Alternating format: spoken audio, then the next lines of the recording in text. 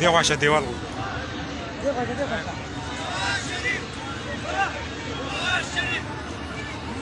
پی ډي ایم زیر اهتمام د ظفر پارک جلسه او مختلف ریلیانې دا وخت دا زموږ په سکرین باندې ګورئ سینیټر روبینا خالد چې دی هغه هم جلسهګاه ته داخله شوه.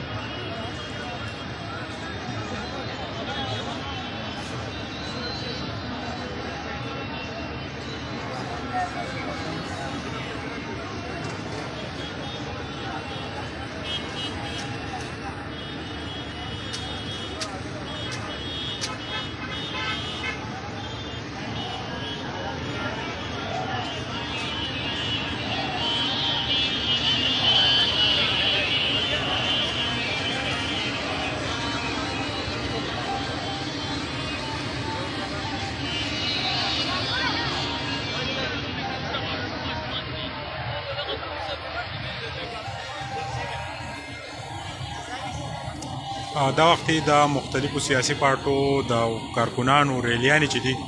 د هغوی د تحصیل او ضلعي مشرانو په قیادت کې ظفر پارک ته داخلیږي چې په هغې کې پاکستان پیپلز پارټي، مسلم لیگ نون، ورسره عوامي نیشنل پارټي او د مولانا فضل الرحمن د ډلې کارکنان په ګڼ تعداد سره شریک شوي دي. د قومي وطن پارټۍ کارکنان چې دي هغه هم دا وختي ظفر پارک ته د ریلیانو په شکل کې داخل شوي.